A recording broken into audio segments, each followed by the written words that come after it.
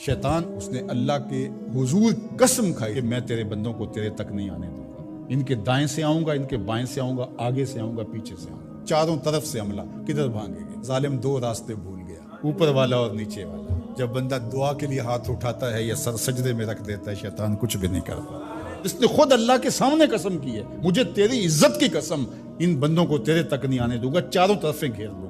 तो इसके बड़े मकरो फरेब और बड़े तरीके। मताफ के अंदर कंकरों पर पेशानी रख के एक बंदा ज़ारों के तार रो रहा है और क्या कहता है, अल्लाह मुझे माफ कर दे, वरना कयामत के दिन मुझे नाबीना उठाना, तेरा क्या तेरे बंदों का सामना भी नहीं कर पाऊंगा। इतने दर्द से रोता है कि चलने वालों के कदम रुकते हैं। सर पे कपड़ा डाला है, ज़ारों के तार, सिसकियां ले लेके, हिचकियां ले लेके रोता है।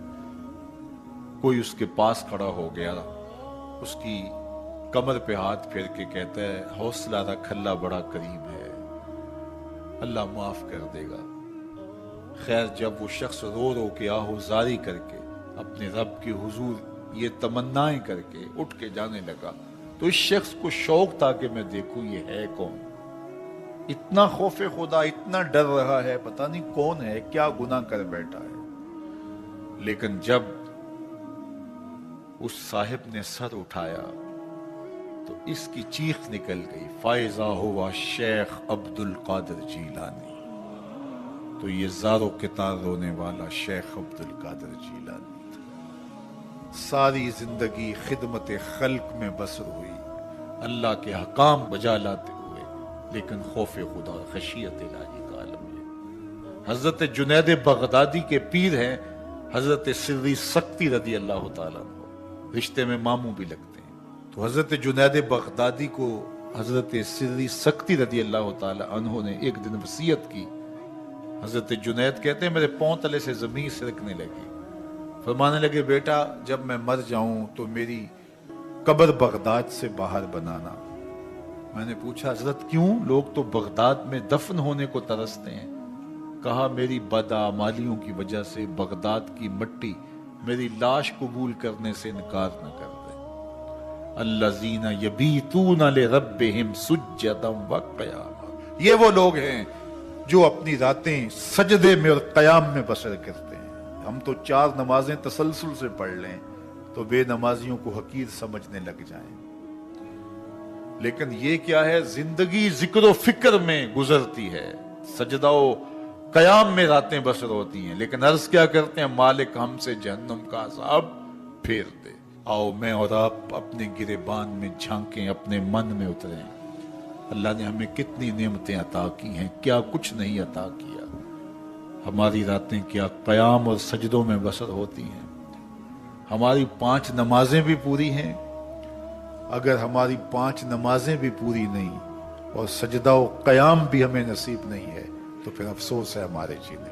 जब किसी से प्यार पैदा होता है तो फिर ये आरजू मचलती है कि मैं उसके होंठों से सुनूं कि मैं तुमसे प्यार करता हूं। तो बंदा हो के प्यार रब से करता है तो फिर दिल में आरजू तो मचलती है कि कानों में कोई नगमे रस बोले और कोई मुझे कहे कि तुम प्यार करते हो तो वो भी तुमसे प्यार करता है, तो जिंदगी की सारी थकन उतर जाए। तो कहा कि ये सुनना चाहते हो ना, ये आरजू है ना तुम्हारी, तुम्हारे रत जगे, तुम्हारी रातों की तन्हाइयों में सजदे, तुम्हारा दिन रात रुकू कयाम और तुम्हारा उसके हुजूर पेचो ताब और इस्तराब और जिंदगी का ये सारा तुम्हारा लफ्ज़ नशर उसकी ज़ात की रिज़ा के लिए है ना। तुम चाहते हो कि हमारा रब हमसे राज़ी हो जाए। कभी काबे के चक्कर काट रहे हो, कभी पत्थरों को चूम रहे हो, हजर अस्वद को चूम रहे हो, कभी मुल्तज़म पे लिपट लिपट के आहुजारियां करते हो, कभी मताफ पे पेशानी रगड़ते हो और कभी हतीम में रोते हो। तुम इसी तड़प में हो ना, यही बताना चाहते हो ना कि हम तुझसे प्यार करते हैं, यही बताना चाहते हो ना कि हम तुझसे मोहब्बत करते हैं। कभी सहरी के वक्त मुसल्ला बिछाते हो, तुम्हारे आंसू मुसल्ले में जज्ब होते हैं और मुसल्ला भीग जाता तुम्हारे आंसुओं से। कोई देख नहीं रहा होता लेकिन तुम्हारे दिल से ये हूक उठती है, जिसके लिए ये आंसू जज्ब हो रहे हैं वो तो देख रहे हैं ना। तुम्हें यकीन होता है लेकिन मोहब्बत में अजब तकरार की खू है। कहो ना कि मुझे तुमसे मोहब्बत है, تو پھر یہ خو جو طبع کے اندر ہے، بندہ سننا چاہتا ہے، وہ بےتابیاں اسے تنگ کرنے لگ جاتی ہیں، اس کے اندر اداسیاں پیدا ہوتی ہیں کہ یار میں تو اس سے پیار کرتا ہوں، میں تو اس سے محبت کرتا ہوں، وہ بھی کرتا ہوگا، یہ تو یقیناً اس نے مجھے توفیق سجدہ نصیب ہی تب کی ہے، لیکن میں بھی تو سننا چاہتا ہوں کہ وہ مجھ سے پیار کرتا ہے، میرے سجدوں کا مل ڈالا ہے اس نے۔ اگر میں گلی گلی کی خاک چھانی اور نگر نگر گھوم کے اس کے حرم کے چکر کاٹے اور دیوانہ وار گھوما تو وہ بھی تو کہے مجھے تیرے چکر عاشق زار نظر آ رہے ہیں اور میں تجھے پسند کرتا ہوں، تو چکر کاٹ رہا ہے، میرے حرم کا طواف کر رہا ہے، میں تیرے اوپر رحمتیں نچھاور کر رہا ہوں۔ تو سننا چاہتا ہے بندہ کہ وہ بھی کہے کہ ہاں تیری محبت قبول ہوئی، تیری محبت مراد کو پہنچی۔ تو آواز آئی تم یہ چاہتے ہو نا کہ وہ بھی تم سے محبت کا اظہار کرے اور اعلان کرے اور اس کی محبت کا تمہیں یقین تو ہے لیکن وہ مزید جو ہے وہ اذعان و یقین کے سانچے میں ڈھل جائے۔ تو کہا کہ یہ اگر تم چاہتے ہو تو تم ایک طریقہ بتاتا ہوں، تم محبت کا جواب چاہتے ہو، تم ان سجدوں کا جواب چاہتے ہو، تم طواف اور ان چکروں کا جواب چاہتے ہو، تو تمہیں بتاتا ہوں میرے رسول کی چوکھٹ پہ آؤ اور ان کی اتباع کرو، ان کی اتباع کرو۔ تم نکلے تو محبت کرنے تھے، تم عاشق زار بنے تھے، لیکن یحببکم اللہ، وہ خدا ہو کہ تم سے محبت کرے گا۔ اچھا یہاں میں ایک اور جملہ کہنا چاہوں گا اور وہ یہ کہ یہاں ذکر کیا گیا حضور کی اتباع کا، تو اتباع سے قبل بھی محبت، اتباع کے بعد بھی محبت۔ قل ان کنتم تحبون اللہ فاتبعونی یحببکم اللہ، یعنی اتباع سے پہلے بھی محبت، اتباع کے بعد بھی محبت۔ تو کوئی اتباع لالچ میں بھی ہوتی ہے، کسی غرض میں بھی ہوتی ہے کہ میں اس کی بات مانوں تو مجھے یہ ملے گا، لیکن کہا کہ تم نے میرے رسول کی اتباع ایسی کرنی جس کے آگے بھی محبت ہو، جس کے پیچھے بھی محبت ہو۔ جب تم محبت کے دائرے میں رہ کے اتباع اور فرما برداری اور انقیاد اور اطاعت کے زمرے میں آ جاؤ گے تو پھر تم تو نکلے تھے رب سے پیار کرنے کے لیے، لیکن وہ رب ہو کے خود کہتا ہے میں اب تم سے پیار کرتا ہوں، اور درمیان میں اتباع میرے حضور کی آئی۔ یہ مائک جس کمپنی نے بنایا ہے، جب ہم مارکیٹ سے خرید کے لائے تھے تو اس کے ساتھ ایک چھوٹی سی بک بھی آئی تھی جس میں یہ بتایا گیا تھا کہ اس کو ہم نے استعمال کیسے کرنا ہے، خرابی کی صورت میں اس کی اصلاح کیسے ہوگی، اور اگر اس کے مطابق ہم اس کو استعمال کریں، جس طرح کی بیٹری اس کے اندر آنی چاہیے تو وہ ڈالیں گے تو دیر تک اس کے فوائد اور ثمرات حاصل کرتے رہیں گے۔ لیکن اگر ہم اس کتاب کو جو اس کے ساتھ ہمیں ملی تھی، جس کمپنی نے اسے بنایا ہے، تو اس کا طریقہ استعمال ساتھ بتایا ہے، اس کتاب کو پھاڑ کے پھینک دیں گے یا اس کو لپیٹ کے کہیں اونچی جگہ پہ رکھ دیں گے اور اس کو اپنی مرضی سے چلانا چاہیں گے تو پھر اپنی مرضی سے ہم اس سے فائدہ حاصل نہیں کر پائیں گے۔ تھوڑا وقت فائدہ حاصل ہوگا لیکن نتیجہ کچھ بھی نہیں ہوگا۔ تو جو کمپنی کوئی چیز تیار کرتی ہے تو اس کا طریقہ استعمال بھی ساتھ چھوٹی سی بک کی صورت کے اندر آپ کو دیتی ہے۔ تو جس مالک نے حضرت انسان کو بنایا ہے اس نے ساتھ کتاب اللہ کو بھی بھیجا ہے، تو اس کو پڑھتے جاؤ اور اپنی زندگی کو سنوارتے جاؤ، اس کے مطابق زندگی گزاریں گے تو زندگی سوکھی ہوگی، اور اگر زندگی اپنی خواہش پہ گزاریں گے اور غلاف میں لپیٹ کے قرآن مجید کو اوپر رکھ دیں گے اور وہاں سے دیکھ کر کے اس کو آپریٹ نہیں کریں گے اس جسم کو، تو پھر نتیجہ وہی ہوگا جو عمومی طور پہ متوقع ہے۔ تو اس لیے التمسک بکتاب اللہ، اللہ کے بتائے ہوئے طریقہ حیات کے مطابق زندگی گزارنا ہو تو قرآن مجید کے بغیر ایک قدم بھی نہیں چلا جا سکتا۔ گر تو می خواہی مسلمان زیستن، نیست ممکن جز با قرآن زیستن، اگر تو مسلمان بن کے جینا چاہتا ہے تو قرآن مجید کے بغیر ایک قدم بھی نہیں چل سکتا۔ تو اس کتاب کے ساتھ تمسک اختیار کرنے کی تلقین کی۔ اللہ کے محبوب نے ارشاد فرمایا کہ میں تمہارے اندر دو بھاری چیزیں چھوڑ کے جا رہا ہوں، ان کو مضبوطی سے تھام لو گے تو کبھی گمراہ نہیں ہوگے۔ اولہما کتاب اللہ، ان میں سے پہلی چیز اللہ کی کتاب ہے، فیہ الہدی والنور فخذوا بکتاب اللہ واستمسکوا بہ، اس میں ہدایت ہے، روشنی ہے، اس کو مضبوطی سے پکڑ لو، اچھی طرح سے تھام لو، تم گمراہ نہیں ہوگے۔ یار جو شخص نابینا ہے اسے کیا پتا کہ یہ پھولوں کی بہاریں کیا ہوتی، جو پیدائشی نابینا ہے اسے کیا پتا ہے کہ آسمان پر بزم کواکب کے رنگ کیا ہیں، اسے تتلی کے پروں میں قدرت کی سنائی کا کیا اندازہ ہو سکتا ہے، اسے مور کے پروں میں رنگوں کی مینا کاری کا کیا اندازہ ہو سکتا ہے، اسے پھوٹتے جھرنوں، بہتی ندیوں اور کوسے قضا کی رنگینی اور دھنک کی شوخیوں کا لطف کیسے نصیب ہو سکتا ہے، اس کو کیا پتا حسن کیا ہوتا ہے، اس کو کیا پتا جمال کیا ہوتا ہے۔ اسی طرح جس کے دل کی آنکھ اندھی ہے اسے کیا پتا ہے کہ جمال خدا کیا ہوتا ہے، اسے کیا پتا ہے کہ سجدے کی لذت کیا ہوتی ہے، اسے کیا پتا ہے رکوع اور قیام کا مزہ کیا ہوتا ہے، اسے کیا پتا ہے کہ روزے کا سرور کیا ہوتا ہے۔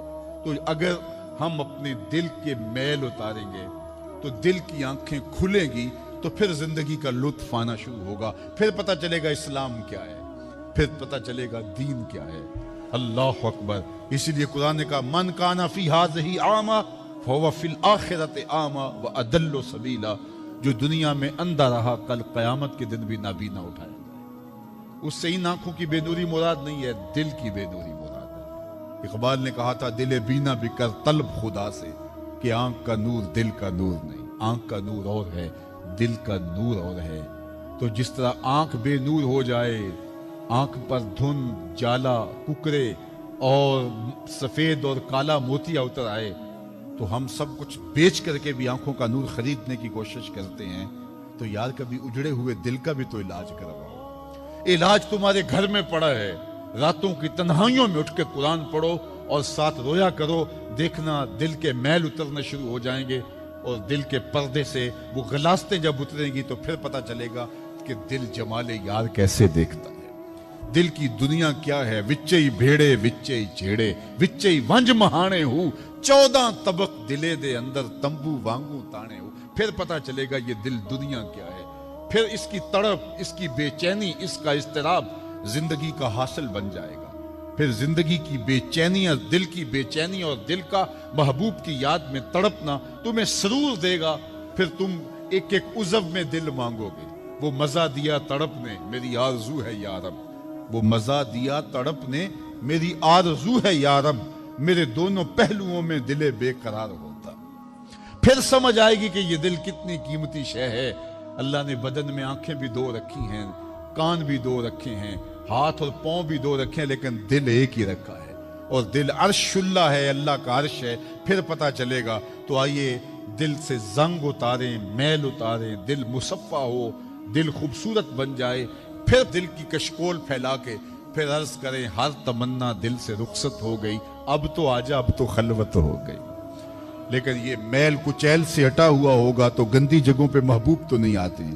تو حسد، حقد، کینے، بغض، نفرتیں یہ ہم پالے رکھتے ہیں، اپنی زندگی کو ہم نے خود بوجھل بنایا ہوا ہے۔ میاں حسد کرنے سے محسود کا کیا ہوگا؟ ہم اپنے آپ کو تلخی میں مبتلا کیے ہوئے ہیں۔ بغض رکھنے سے مبغوض کا کیا ہوگا؟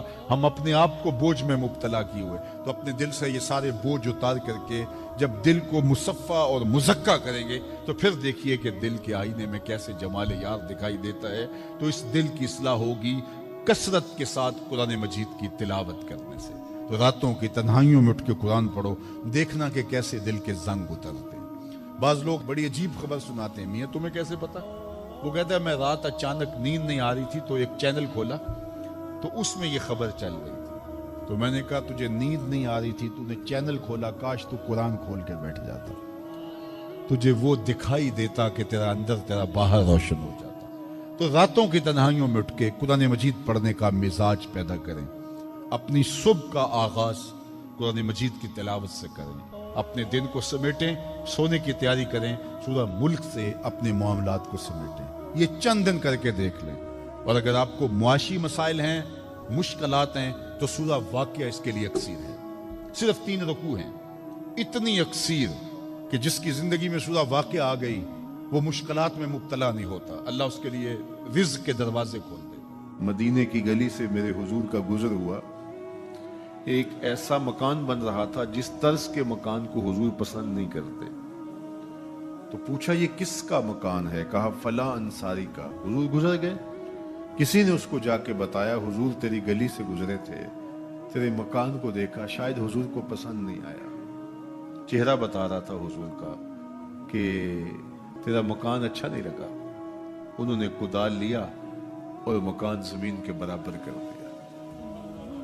چند دن کے بعد حضور کا پھر گزر ہوا تو دیکھا کہ مٹی کا ڈھیر پڑا ہوا ہے، ملبہ پڑا ہوا ہے۔ کہا اس شخص کو بلاؤ، بلایا گیا، کہا میں گزرا تھا، تیرا مکان بن رہا تھا، اب مٹی کا ڈھیر پڑا ہے۔ حضور میں نے گرا دیا۔ فرمایا کیوں؟ عرض کی سنا تھا آپ کو پسند نہیں، سنا تھا آپ کو پسند نہیں۔ میں اور آپ اپنے اندر اترے اور دیکھیں ہمارا کیا کیا حضور کو پسند۔ محمد دی زیارت محمد دے رنگ وچ اے ٹھگ بازیاں جانے پیارا محمد صلی اللہ علیہ وسلم۔ جب ان کے ہوئے تو پھر اپنی خواہش رہی کہاں؟ اپنی رضا کو محبوب کی رضا میں فنا کر دینے کا نام ہی تو محبت ہے۔ تیرے ہندیاں سندیاں محبوبہ، میں کافر ہواں جے میں ہواں، اپنی نفی کرنے کا نام ہی تو محبت ہے۔ لیکن میں اپنی خواہشات کا پتلا ہوں اور عاشق رسول بھی ہوں، کیسی عجیب کہانی ہے۔ میں اپنی آرزوؤں کا بندہ بھی ہوں اور عاشق رسول ہوں، کیسی عجیب کہانی ہے۔ جب ان کے ہو گئے پھر اپنا کچھ نہ رہا۔ محبوب کی رضا میں اپنے آپ کو گم کرنے کا نام محبت ہے۔ جب ان کے ہوئے تو پھر زندگی کا جمال، زندگی کا نور نصیب ہوا، زندگی کی حقیقتیں ہاتھ آ گئی۔ میں عاشق رسول کہلاتا ہوں، حج اور عمرے بھی کرتا ہوں۔ میں 1.25 لاکھ مرتبہ جو ہے وہ ہر ہفتے میں درود بھی پڑھتا ہوں۔ میں محفل میلاد کرواتا ہوں، پوری دنیا کے نعت خواں جمع کرتا ہوں، لیکن حضور کی سنت چہرے پہ سجانے کی توفیق نہیں ہے۔ مجھے حضور علیہ الصلوۃ والسلام کے بتائے ہوئے طریقے کو اختیار کرنے کی ضرورت نہیں ہے۔ صاحب سوچیں، کہیں آپ اپنے آپ سے دھوکہ تو نہیں کر رہے؟ ان سے تو نہیں کیا جا سکتا۔ ان سے دھوکہ کون کرے؟ وہ تو جانتے ہیں کون کہاں کھڑا ہے۔ میرے حضور بولے یاری لا تو پاک نبی سنگ اے پر پوری یاری، یاری لا تو پاک نبی سنگ اے پر پوری یاری، پھر درود قبول ہے تیرا لکھ نہ لو ایک بار۔ پھر نہ لاکھ مرتبہ پڑھنا، ایک بار ہی پڑھ لینا وہ بھی قبول ہے۔ اشہد بلال عند اللہ اشہد، پھر بلال کا اشہد بھی قبول ہے۔ وہ چہرہ اور چہرے کا دل نہیں دیکھتے، بندے کا دل دیکھتے ہیں۔ تو جب تم اپنے باطن کو حضور کے نام پہ لگاؤ گے تو پھر ایک ایک عمل ان کی سنت کی اتباع میں۔ یہ صوفی کی علامات ہیں۔ رنگ برنگے کپڑے پہن لینے سے صوفی نہیں بنتا، مختلف رنگوں کے پٹکے باندھ لینے سے صوفی نہیں بنتا، صاحب بھنگ گھوٹ کر پینے سے صوفی نہیں بنتا، ڈھول کی تھاپک پر ناچنے اور رقص کرنے سے صوفی نہیں بنتا، مختلف تصوف کی اصطلاحات کو یاد کر لینے سے صوفی نہیں بنتا، محمد عربی کی غلامی سے صوفی بنتا ہے، حضور کی چوکھٹ کی فقیری سے صوفی بنتا ہے۔ طائف کے بازاروں میں لوگوں نے پتھر تک مارے، نالین خون سے زخمی ہو گئے، اور ادھر سے حکم بھی آتا ہے محبوب بولو تو صحیح۔ ان پہاڑوں کو ایسے جو ہے وہ جوڑیں گے کہ یہ درمیان میں پس کے رہ جائیں گے، عذاب کے فرشتے حاضر ہو کے پیشکش کرتے ہیں، لیکن میرے حضور فرماتے ہیں نہیں، میں رحمت بن کے آیا ہوں۔ وہی رحمت للعالمین نبی فتح مکہ کے دن حکم دیتے ہیں کہ ابن خطل کو قتل کر دو، اس کی لونڈیوں کو قتل کر دو۔ یہ حضور کا گستاخ تھا، ہجب کیا کرتی تھی اس کی لونڈیاں، گا گا کے حضور کی اہانت کیا کرتی تھی۔ اس نے سوچا بچنے کی کوئی صورت نہیں ہے تو کعبۃ اللہ کے پردے کے اندر چھپ گیا۔ پوچھا گیا یہ تو کعبہ کے پردے کے اندر چھپ گیا ہے، یہاں پناہ لے لی ہے؟ کہا یہیں سے نکال کے قتل کر دو. یہ میرے نبی کا اختیار ہے. حضور چاہیں تو معاف کر دیں, حضور چاہیں تو حکم صادر کریں کہ ان پر حد جاری کر دی جائے, ان کو سزا دی جائے. اس لیے ہمارے اوپر لازم ہے کہ جس کا جرم ثابت ہو جائے اس کو قرار واقعی سزا دی جائے. ایک تو بات یہ ہوئی کہ جو عمومی طور پہ مختلف جگہوں پہ بیٹھ کے یہ چیختے ہیں کہ حضور نے تو معاف کر دیا, تو آپ معاف کیوں نہیں کرتے؟ آپ اتنے سخت کیوں ہو گئے ہیں؟ آپ حضور کے ماننے والے نہیں ہیں؟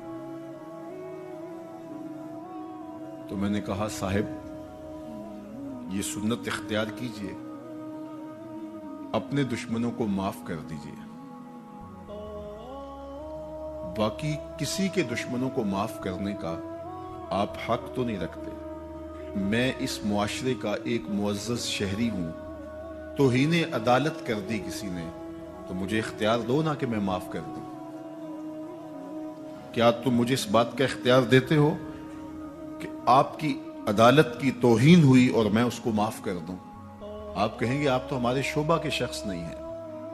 اچھا پاکستان کے سارے وکیل جمع ہو جائیں اور وہ کہیں کہ چلو اس کو ہم معاف کر دیتے ہیں, تو کیا تم تمام وکلاء کو اس بات کا حق دیتے ہو کہ وہ عدالت عظمیٰ کی توہین معاف کر دیں؟ یار جب توہین عدالت کی معافی آپ نے میرے اختیار میں نہیں دی تو رسول اللہ کی اہانت کی معافی کسی نے تمہارے اختیار میں بھی نہیں دی. یہ بات اچھی طرح سن لو, یہ بات اچھی طرح سمجھ لو کہ یہ تمہارا اختیار نہیں ہے, یہ صرف رسول اللہ کا اختیار ہے. حضور کے اختیار میں تم کون ہوتے ہو تصرف کرنے والے؟ وہ معاف کریں ان کی مرضی, وہ نہ کریں ان کی مرضی. تو پہلی بات یہ ہوئی کہ حضور علیہ الصلوۃ والسلام کا اہانت کرنے والا شخص وہ واجب القتل ہے, اس کی سزا موت ہے. اور یہ قرآن کا آئین ہے, یہ احادیث سے ثابت شدہ نتیجہ ہے. پاکستان کا آئین, پاکستان کا دستور یہ بتاتا ہے, 295C میں بھی ساری بحث کے بعد یہ قانون بنا تھا کہ جو شخص حضور کی اہانت کرے وہ واجب القتل ہے, اس کو سزائے موت دی جائے گی, اس کو پھانسی پہ چڑھایا جائے گا. جب پاکستان کا آئین بنا ہے, پاکستان کا قانون بنا, پھر کیوں بنایا ہے اگر اس قانون کو نافذ نہیں کرنا؟ اب تک پاکستان کے اس قانون کو عملی طور پہ کسی پر بھی نافذ نہیں کیا گیا. جب سے یہ قانون بنا ہے یہ قانون کی حد تک ہے اور غیر مؤثر ہے. اور یہاں سزائے موت ہوئی بھی تو پاکستان کی اعلیٰ عدالت نے اس کا جس اجلت میں فیصلہ کیا وہ آپ کے سامنے ہے. اس فیصلے نے امت مسلمہ کو دکھی بھی کیا ہے, مضطرب بھی کیا ہے, عدالتوں سے لوگوں کا اعتماد بھی اٹھ گیا ہے. اور دوسری بات, ان حالات کے اندر پاکستان کے وزیر اعظم نے جس طرح جلتی پر تیل ڈالا ہے اور جس طرح کی گفتگو کی ہے, کیا ایک وزیر اعظم کو یہ زیبا ہے؟ رعایا اولاد کی طرح ہوتی ہے. اس تقریر نے جلتی پر تیل کا کام کیا. تیسری بات میں آپ سے یہ کہنا چاہوں گا کہ اس وقت ہم پراکسی وار میں ہیں. ہمارا دشمن ہمارے وجود کو برداشت نہیں کرتا. ہم ایٹمی قوت ہیں اور وہ ہمیں صفحہ ہستی سے مٹانا چاہتا ہے. پاکستان کے اندر یہ جو آئین 295C ہے, مغرب کو ایک آنکھ نہیں بھاتا اور وہ چاہتے ہیں کہ یہ قانون غیر مؤثر تو ہے ہی ہے, یہ قانون ختم بھی ہو جائے. اور ایک تیر سے وہ کئی شکار کرنا چاہتے ہیں کہ قانون بھی توڑ دیا جائے اور یہ وطن بھی توڑ دیا جائے. لیکن ہمیں سوچنا ہے حضور سے ہمارا رشتہ لازوال ہے اور یہ ملک بھی اپنا ہے. اس لیے احتجاج ہمارا جمہوری اور آئینی حق ہے، اور اس کو ہم جس انداز میں بہتر سمجھتے ہیں احتجاج ریکارڈ کروانا چاہیے۔ کسی نے بیان دے دیا، کسی نے تحریر لکھ دی، کسی نے کالم لکھا، کسی نے میڈیا پہ آ کے اپنے جذبات کا اظہار کیا، کسی نے اداروں کو پیغام دیا، کسی نے احتجاجی مظاہرہ کر کے جلوس نکال کر کے اعلان کیا، کسی نے دکان بند کر کے اس بات کا اعلان کیا کہ ہم تمہارے اس فیصلے کو قبول نہیں کرتے۔ تو یہ ہمارا آئینی جمہوری دستوری حق ہے کہ ہم اپنے جذبات کا اظہار کریں۔